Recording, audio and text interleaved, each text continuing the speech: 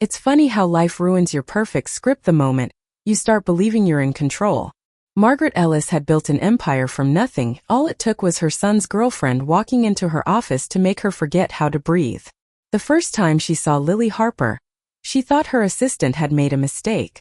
"That's your son's girlfriend," the assistant whispered before leaving them alone. Margaret blinked, trying to reconcile the delicate young woman before her with the image she had of the silly college girl dating her son. But Lily wasn't silly.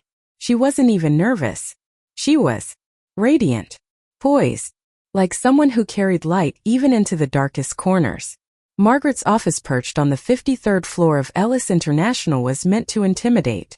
All glass, chrome, and clean lines. No warmth, no softness. Yet Lily's presence made it feel suddenly human. The golden glow from the sunset framed her like a portrait in motion. "So," Margaret said, breaking the silence that threatened to swallow them both. "You're Lily." "Yes," Lily replied, her voice trembling just enough to make Margaret notice. "I thought it was time I met you properly." Properly? As if the word had any meaning left. Margaret forced a smile, her CO face sharp, composed, invulnerable, sliding back into place. "You must know who I am then," Margaret said. "People usually do." "I do," Lily said softly, smiling. "But I wanted to know who you are when you're not." Her. Margaret froze. Her. That word cracked through her like lightning. Nobody spoke to her that way, certainly not 21-year-old undergrads in thrifted cardigans. Yet Lily did, and somehow it didn't feel disrespectful. It felt intimate. Disarming. Lily Harper was not what Margaret had expected. Her son Ethan had always dated loud girls who glittered at parties and posted filtered photos from beaches they didn't even swim in. Lily was quiet, with laughter that didn't need to be loud to fill a room. She listened. Really listened. And that was dangerous. It started innocently enough. Ethan brought Lily to dinner. Margaret, against her better judgment, found herself drawn into conversation with the girl about books, art, New York winters, the suffocating pace of ambition. Lily spoke like she saw through everything. The luxury, the pressure, the armor. "You must get lonely up there," Lily said once, halfway through dessert, looking at Margaret like she wasn't just the CEO of a billion-dollar firm but a woman, just a woman. Margaret laughed, deflecting as always. "Lonely isn't a luxury people like me can afford." But that night, in her penthouse overlooking the city, Margaret caught herself remembering Lily's words. Lonely up there. And she wondered when exactly she had stopped being human and turned into a headline. A few weeks later, Lily showed up at Ellis International for an internship. Ethan said it was just coincidence. Margaret wasn't sure whether to believe him or herself. The truth was, every time Lily entered her office with a shy knock and a polite "Good morning, Miss Ellis," something in Margaret's chest came undone. The attraction was not immediate in the physical sense. It was something subtler, deeper, like recognizing a melody you'd forgotten you loved. Margaret began looking forward to their brief meetings. The way Lily tilted her head when thinking, the way her hands moved when she explained an idea, the warmth that clung to her words. One late afternoon, as rain streaked the glass behind them, Margaret found herself asking a question she shouldn't have. "Why are you really here, Lily?" Lily hesitated, her eyes flicking to the skyline before returning to Margaret. "Because I wanted to understand you," she said. "Ethan talks about you a lot, but not the way I see you." Margaret's pulse stuttered. "And how do you see me?" "Like someone who's forgotten what it means to be seen." The silence that followed was unbearable. Margaret turned away, pretending to study the rain, but the reflection in the window betrayed her eyes soft, her mask cracking. "You should go," she said quietly. Lily nodded, but her gaze lingered, tender and fearless. "You can push people away all you want, Ms. Ellis," she whispered. "But you can't hide forever."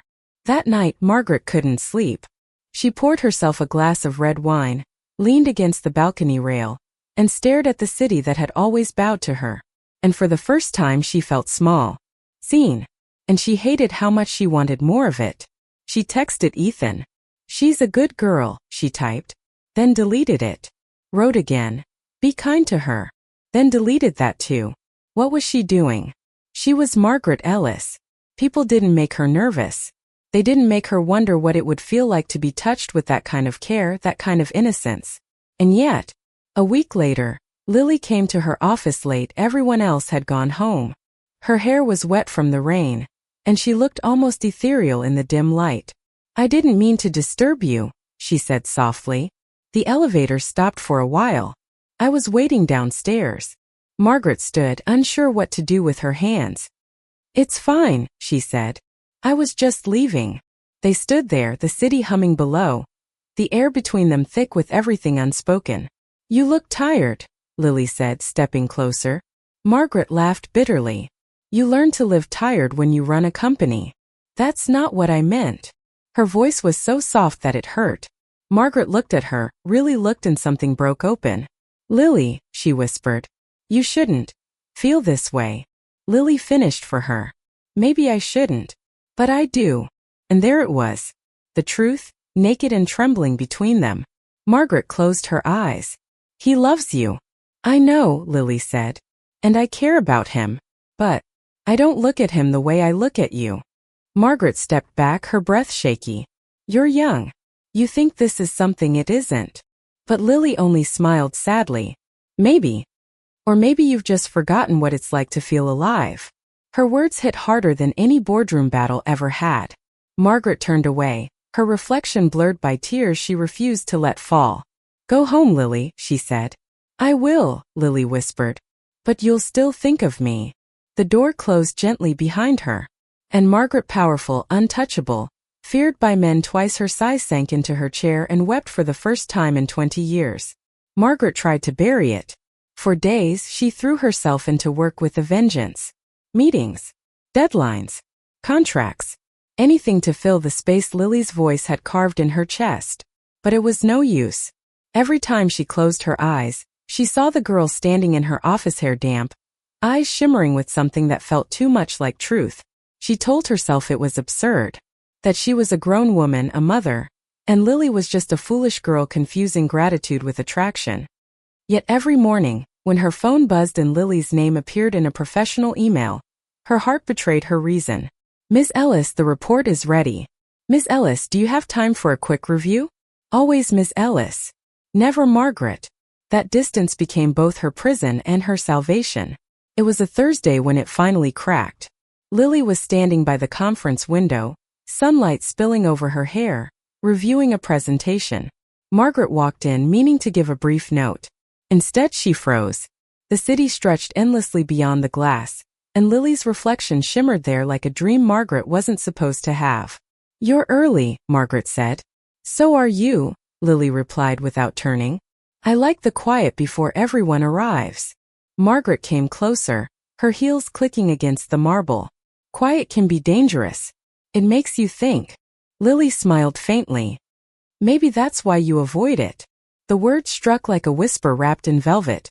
Margaret stepped beside her, their reflections now aligned in the window. "Do you ever regret it?" Lily asked suddenly. "The life you chose?" Margaret hesitated. "Regret doesn't build empires." "That's not an answer." Margaret looked at her then, really looked at the light playing across her cheekbones, the calm confidence of youth laced with something far wiser. "No," Margaret said finally. "But yes, sometimes I do." Lily turned to face her fully. The air tightened.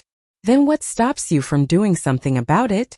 "Fear," Margaret admitted before she could stop herself. "Of losing control." Lily's eyes softened. "Maybe control isn't what you need." The door opened, then Ethan's voice echoing down the hall. "Mom?" "Lily." Margaret stepped back instantly, the spell shattering like glass. Lily blinked, her composure slipping for the briefest moment before she smiled at Ethan's entrance. "Hey, you two look serious," Ethan said, oblivious. "Everything okay?" "Fine," Margaret replied too quickly. "Just business." But her hands were trembling under the table, and she prayed he wouldn't notice. Lily met her eyes once before leaving with Ethan, and in that brief exchange, everything unspoken screamed louder than words. That evening Margaret stayed late again. She told herself it was paperwork. It wasn't. She simply couldn't bear going home. The silence, the guilt, the echo of Lily's gaze. The city lights flickered below as rain began tapping against the glass. She poured another drink, her reflection a stranger she no longer recognized. A knock at the door startled her. She turned. Lily stood there, soaked from the rain once again, holding a manila folder against her chest. "I thought you might still be here," Lily said softly. "You left these documents on the conference table." Margaret took the folder, her fingers brushing Lily's. The contact was electric. "Thank you," she managed. "You shouldn't have gone out in this weather." "I didn't mind," Lily said. "I needed to see you." Margaret froze. "Lily." "I know," Lily interrupted gently. "You don't have to say it. But I needed you to know that I can't pretend anymore. Not at work, not with Ethan. Not anywhere." Her voice broke just slightly. "Every time I see you, it feels like I'm standing on the edge of something that could destroy me and I still can't step back." Margaret exhaled shakily. "You're playing with fire." Lily's eyes glistened. "Maybe I'm tired of being cold."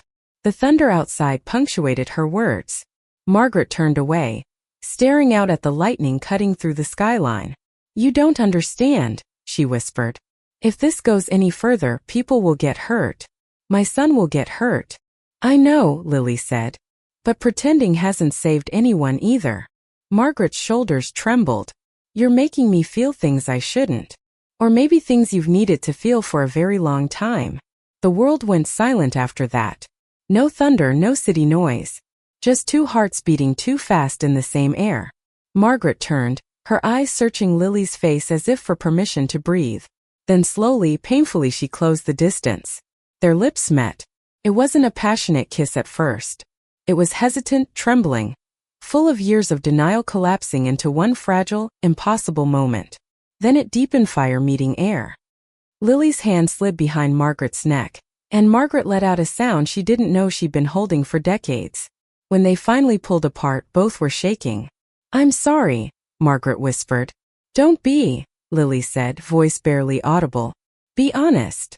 Margaret's tears came before she could stop them. "I don't know how." Lily brushed them away with her thumb. "Then I'll show you." They didn't speak much after that. Words felt useless against what had already been said in silence. For the next few weeks they moved through life like two halves of a secret. Meetings, polite smiles, stolen glances. Every brush of hands, every shared breath in a hallway became a confession. But guilt was a cruel companion. Margaret's relationship with Ethan grew strained. He sensed something wasn't stupid. "You've been distant lately," he told his mother one afternoon. "Everything okay?" "Just work," she said quickly. And Lily avoided him altogether. Her smiles felt thinner, her laughter more forced. One night, after another tense family dinner, Lily lingered in the kitchen while Ethan went upstairs. Margaret entered quietly, her heart pounding in her throat. "You shouldn't stay," Margaret said. "I know," Lily replied. "But I can't keep lying either." Margaret looked away. "He doesn't deserve this." "No," Lily said. "But neither do we." There it was, the unbearable truth of it all. Three hearts caught in a storm none of them had asked for. "I'll end it," Lily whispered. "With him." Margaret flinched. "And then what?" "You think we can just—" "I don't know," Lily cut in. "I just know I can't keep pretending I don't love you." The words hit like sunlight through fog. "Love," Margaret repeated, her voice breaking. "Yes," Lily said. "And maybe you don't feel it the same way yet. Maybe you can't. But it's real." Margaret reached out, cupping her face. "You don't understand what you're giving up." "I do," Lily said softly. "I'm giving up pretending to be someone else." Then she kissed her again, gentler this time, like a promise rather than a confession. The next morning Lily was gone. She left a letter on Margaret's desk. No goodbye, no apology. Just truth written in neat, trembling lines. "I told Ethan everything. He deserves honesty. Please don't hate me for it." Margaret's heart stopped. She called Ethan immediately, but he didn't answer. The next hours blurred into chaos: messages, unanswered calls, silence louder than any storm. When Ethan finally showed up at her office that evening, his face was pale with fury and heartbreak. "How could you?" he asked, voice shaking. Margaret tried to speak, but nothing came out. "She told me everything," he said. "That you, both of you," he stopped, his jaw tightening. "Do you even realize what you've done?" "I never meant to hurt you," she whispered. "But you did," he said.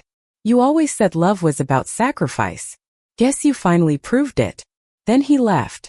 That night, Margaret sat alone in her penthouse, the city lights cold and merciless.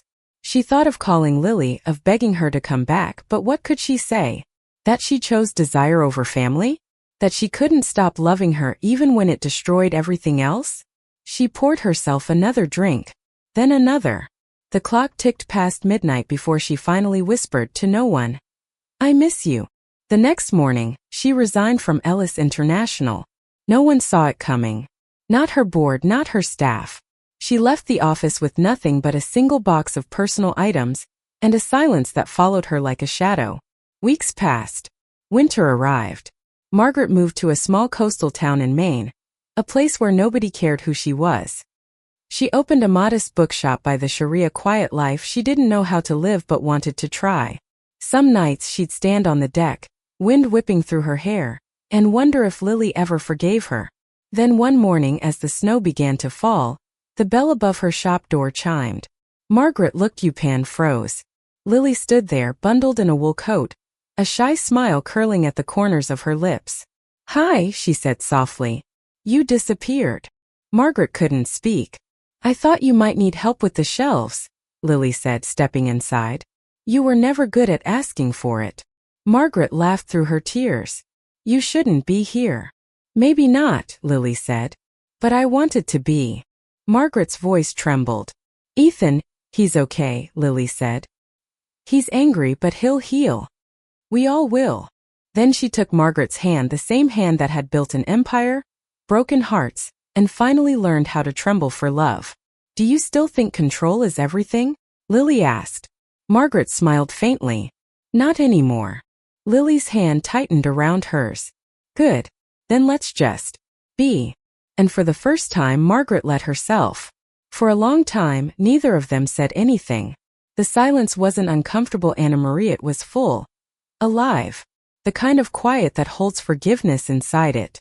Margaret looked at Lily, really looked at the snowflakes tangled in her hair, the soft pink on her cheeks from the cold. She felt something she hadn't in years, peace. They spent the day unpacking books together, their fingers brushing occasionally, smiles lingering longer than they should. It wasn't like before, frantic and uncertain. It was slow now, honest. When Lily left that evening, she didn't say goodbye. She just said, "See you tomorrow," like it was the most natural thing in the world. And she did come back every morning. Some days to help with the shop. Some days just to read. Other days to sit in silence beside Margaret, two women who had weathered too much to need words. By February, the bookshop had become something of a secret treasure in town. Locals came in for the smell of coffee and the warmth of the fireplace, but stayed because of the quiet kindness that filled the place. They said the owner, Ms. Ellis, had a way of listening that made them feel seen. Margaret smiled at that. For most of her life, she had built walls of glass and power. Now she built shelves and poured tea. And somehow it felt more like success than anything her company had ever given her. One afternoon, as the sun turned the snow outside to gold, the door opened and Ethan walked in. Margaret froze. Her breath caught in her throat. He looked older somehow, though only months had passed. He had the same sharp eyes she once used against the world, but now they carried something softer. "Hi, Mom," he said quietly. Margaret's voice trembled. "Ethan, I didn't think you'd—" "I know," he said, stepping closer. "I wasn't sure if I should. But Lily told me where you were." Her chest tightened. "Did she tell you? That you love her?" "Yeah," Ethan said. "She did." He exhaled, running a hand through his hair. "I hated you for a while. Both of you. It felt like everything I believed about love just collapsed. But then I realized, maybe I never understood it at all." Margaret's eyes burned. "I never wanted to hurt you." "I know," Ethan said softly. "And maybe that's the hardest part. You can't choose who you fall for. I think I get that now." He smiled faintly, a fragile, forgiving thing. "She made you happy, didn't she?" Margaret nodded, unable to speak. Ethan looked around the shop, the books, the warmth, the peace his mother had built for herself. "You look different. Lighter." "I am," she whispered. He nodded slowly. "Then I'm glad." When he stepped forward and hugged her, she broke. The tears came silently, soaking into his coat. For the first time since everything had fallen apart, Margaret didn't feel ashamed. She felt human. Lily arrived later that day, the bell chiming softly as she entered. She stopped short when she saw Ethan sitting at the counter with a cup of coffee. For a second no one spoke. Then Ethan smiled. "Hey, stranger." "Hey," Lily said carefully. "You look well." "I am," he said. "You were right. Pretending doesn't save anyone." Lily's eyes softened. "I'm sorry, Ethan." He shrugged. "I know. And maybe one day I'll even thank you. You showed me what honesty looks like." He turned to his mother. "I should get going. Long drive back." Before he left, he squeezed Lily's shoulder gently. "Take care of her," he said. "I will," Lily whispered. When the door closed, Margaret stood in stunned silence, her heart still pounding from the simple miracle of forgiveness. Lily turned to her, eyes glistening. "You okay?" Margaret nodded. I finally am." Spring came slowly that year, like the world was learning to breathe again. The snow melted into soft rivers, the ocean shimmered blue, and the bookshop's windows bloomed with sunlight. Life found rhythm. Margaret and Lily shared quiet breakfasts, long walks by the shore, nights spent reading aloud until the words blurred into laughter. Sometimes they argued about furniture, about books, about who was worse at cooking, but even their arguments had warmth now. They never defined what they were. They didn't need to. Love wasn't something they declared. It was something they lived. One morning, Margaret woke early to find Lily sitting by the window, sketching the sea. She looked so peaceful that Margaret simply watched her for a while before speaking. "You know," Margaret said softly, "I used to think love was supposed to be perfect, efficient, controlled, like everything else in my life." Lily smiled without looking up. "And now I think it's supposed to be messy," Margaret said, "and terrifying, and beautiful." Lily turned, her eyes full of sunlight. "Then I think we're doing it right." That summer, the bookshop hosted a small poetry night. Locals filled the chairs, laughter spilling into the warm air. Margaret sat at the back, watching Lily read a poem she had written, a poem about second chances, about how sometimes love doesn't arrive when you expect it, but when you're finally ready to see it. When Lily finished, she met Margaret's gaze across the room. No words, no gestures. Just that look, the one that had changed everything. And Margaret smiled because for the first time in her life, she wasn't afraid of being seen.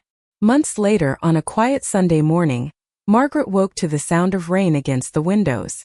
Lily was still asleep beside her, her head resting on Margaret's shoulder. The room smelled of coffee and sea salt. Margaret traced gentle circles on Lily's hand, thinking of all that had been lost, and all that had been found. She thought of the empire she'd built, the people she'd impressed, the power she'd wielded, and how none of it had ever made her feel alive the way this moment did. She leaned down, kissed Lily's forehead and whispered, "Thank you." Lily stirred, eyes still closed. "For what?" "For finding me when I didn't know I was lost." Lily smiled in her sleep, and Margaret felt the warmth of something eternal settle inside her. Outside, the rain softened. The world once again began anew. Years later, people in the little Maine town still talked about the two women who ran the bookstore by the shore. They said the place had a kind of magic that when you walked in, you felt seen even if no one said a word. And if you stayed long enough, you might catch the older woman stealing glances at the younger one behind the counter, her eyes full of quiet love and infinite gratitude. No empire could have given her that. No title could have made her that free. Because sometimes the bravest thing a person can do isn't to conquer the world, but to finally let themselves be loved by it. Thank you for listening. Like and subscribe to get notifications about next videos.